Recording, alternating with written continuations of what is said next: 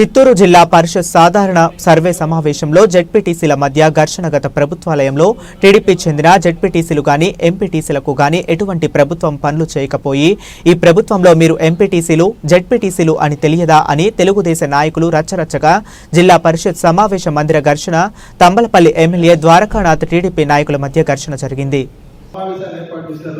దాని ఏంటంటే అందరితో కాకుండా ఆ డివిజన్ వారీగా కూర్చొని క్లియర్ కట్గా చెప్పారు. అంటే ప్రతి మండలంలో కూడా నేను కూడా విజిట్ చేస్తున్న మండలాలు ఆ మండలాలకు వెళ్ళినప్పుడు ఏంటంటే మండలాలు బ్యాలెన్స్ ఇస్తున్నాయి. ఇది ఈ యొక్క సిఎఫ్ఎంఎస్ పోర్టల్లో ఈ యొక్క ఆర్థిక సంఘానికి సంబంధించి మొదటి 2 సంవత్సరాల్లో సిఎఫ్ఎంఎస్ పోర్టల్లో నడిచింది. ఆ అమౌంట్ అంతా కూడా బ్యాలెన్స్ ఇస్తున్నాయి. ఒక్కొక్క మండలంలో 20 లక్షలు ఉంది, 30 లక్షలు ఉంది, 40 లక్షలు ఉంది. ఆ తర్వాత ఏంటంటే ఒక 3 years కి ఈ యొక్క పిఎఫ్ఎంఎస్ పోర్ట్ అని ఒక 3 సంవత్సరాల్లో 15 ఫైనాన్స్ కమిషన్ గ్రాంట్ అని చెప్పి ప్రతి మండలానికి కూడా కొన్ని మండలాల్లో ఖర్చు పెట్టున్నారు, కొన్ని మండలాల్లో ఖర్చు పెట్టలేదు. ఇప్పుడు ఉదాహరణ మన తంబలపల్లి కాన్స్టిట్యున్సీ తీసుకుంటే ఆ ఉన్నటువంటి 6 మండలాల్లో కూడా మోర్ దెన్ 1 crore మండల లెవెల్లో బ్యాలెన్స్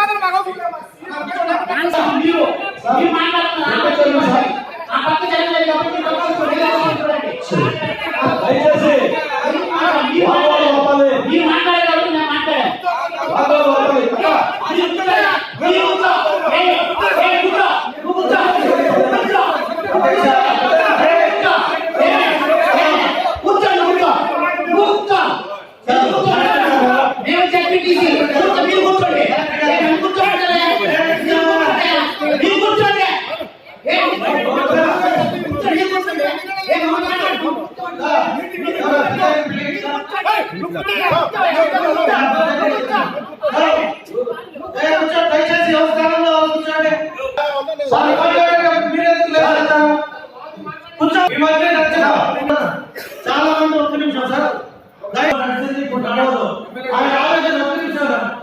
ఆవేదన ఏమంటే 19లో ఎలక్షన్లో కూడా గత ప్రభుత్వం గెలిచిన తక్షణం ఎక్కడ జెడ్పీటీసీ ఎంపీటీసీ సర్పంచులు పనులు జరిగే చెప్పండి కదా. ఇవాళ మీరు గెలిచామని మీ నిధులు మీరు ఇచ్చే కానీ ఇప్పుడు గుర్తుకొచ్చాయి కదా. ఇప్పుడు మీరు జెడ్పీటీసీలో ఎంపీపీలో సర్పంచులను మీకు గుర్తొచ్చింది లేదా ఖచ్చితంగా మాట్లాడుతున్నారు కరెక్ట్. ఇప్పుడు ఆయన అడుగుతున్నాడు, ఆయన మాట్లాడి మీరు ఎందుకు ఎదుర్కొనిపోతారు? ఒక్క నిమిషం, ఇప్పుడు మీ ఆలోచన మీరు అడగండి. 2019లో ఎవరైతే జెడ్పీటీసీలో ఎంపీటీసీలో సర్పంచులు ఉన్నారో వాళ్ళని మీరు గౌరవించుంటే అప్పుడు ప్రభుత్వం ఎమ్మెల్యేలు గౌరవించుంటే ఇప్పుడు ఇది వచ్చేది కాదు. తప్పల్లో మీలో పెట్టుకొని మీరు ఎవరో ఒక నెలకు రినామస్ గా గెలిచిపోయిన ఒకరి పైన దాడి చేయడం ఇది పద్ధతి కాదు.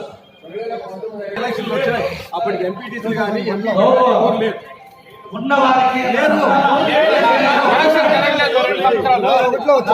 వాదించుకుంటా పోతే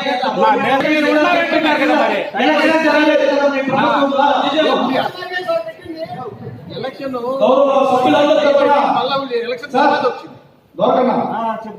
గౌరవ సభ్యులందరూ తరఫున చైర్మన్ గారిని సిఇఓ గారిని కలెక్టర్ గారిని అడుగుతున్నాం. ఒక మండలంలో ఒకటి సిఇఓ గారు చైర్మన్ గారు ఆ మండలంలో డబ్బుల్ని ఆ మండలంలో ఖర్చు పెట్టడానికి ప్రత్యేకమైన ఆంక్షలు ఏమైనా ఉన్నాయా? ఆ మండలంలో ఉన్నటువంటి వాళ్ళు ఇక్కడే ఖర్చు పెట్టాలనేటువంటి గెజెట్ నోటిఫికేషన్ ఏమైనా ఉందా? ఈ మూడింటి పైన గౌరవ చైర్మన్ గారు సిఇఓ గారు చెప్తాం. నేను అడిగేదామంటే మీరు ఇప్పుడు మీకు అందరికీ సమాధానం కావాలా? ఏ మండలంలో డబ్బులు ఆ మండలంలో పెట్టారా వేరే మండలంలో పెట్టారా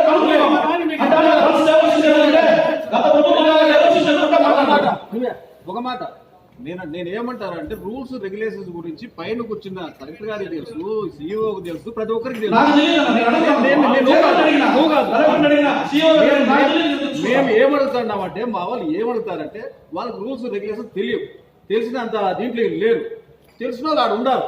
నాకు రూల్స్ తెలుసు, నేను మాట్లాడకూడదు, ఆయన రూల్స్ తెలుసు, ఆయన మాట్లాడకూడదు. నా ప్రాబ్లం ఇది ఉంది, ఇట్లా జరిగిందంటే ఈ రూల్ ప్రకారం ఇట్లా జరిగింది, ఈ రూల్ ప్రకారం ఇట్లా జరిగింది, దీని ఉండాలి సిస్టంలో ఇట్లా ఉంది అనేది కలెక్టర్ గారు చెప్తారు, సిఇఓ గారు చెప్తారు, లేకపోతే చైర్మన్ గారు చెప్తారు, పెద్దలు ఉంటారు, వాళ్ళకి తెలిసిన చెప్తారు. అంతేగాని నా పాటికి డిసైడ్ చేసి నీకు తెలుసా చెప్పేసి ఇది అవసరం లేదు, రిజర్వేషన్ అవసరం లేదు, ఏమీ అవసరం లేదు, వాళ్ళు ఎవరండి చెప్పడానికి? నేను ఎవరు చెప్పడానికి? రూల్స్ రెగ్యులేషన్ తెలిసిన వాళ్ళు ఉన్నారు కదా, పెద్దలు ఉన్నారు కదా, పెద్దలు మీరు చెప్తారు సార్ సార్ ఎగ్జిక్యూట్ చేయాలా? ఏ మండలానికి ఇచ్చారు అడగండి సార్, కనీసం ఇన్స్ట్రక్షన్స్ బస్ పంపించమని. ఘోరంగా వేరే చెప్తున్నారు. లే, ఒకటి. సార్, లే. ఆ బస్సులో ఏవైతే పంపించమని తీర్మానం మేము చేశామో ఆ తీర్మానాల ప్రకారం పంపించమని ఏ మండలం రిసెప్ట్ ఇచ్చారో అడగండి సార్. ఘోరంగా వేరే చెప్తున్నారు. You will give a paper, and my request to the deputy is చేస్తున్నాను. కానీ ఈ ఎగ్జిక్యూటివ్ లెవెల్ ఆ కోఆర్డినేషన్ చేయలేకపోతే నా బాధ్యత ఏమిటి? ఇప్పుడు సపోజ్ సిఓ చెప్పి డిస్ట్రిక్ట్ లెవెల్ మీద ఆ సమస్య గురించి తెలియదు. నేను ఈ సైడ్ నుంచి నేను ఇన్స్ట్రక్షన్ ఇవ్వగలుగుతాను.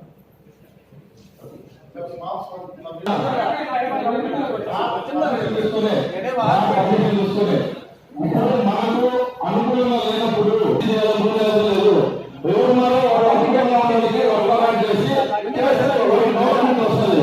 మనం చేయాలని ఉంటారు.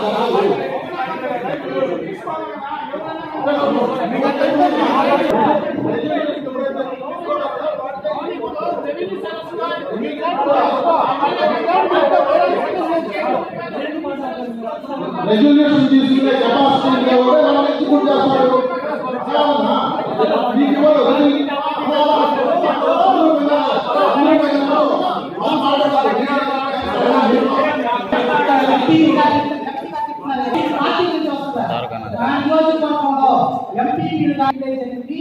ఎమ్మెల్యే కన్సర్న్ లెటర్ జరిగింది సార్ జరిగింది గారు ఇవాళ మాట్లాడుతున్నారు నాకు జరిగింది వాళ్ళు చెప్తున్నారు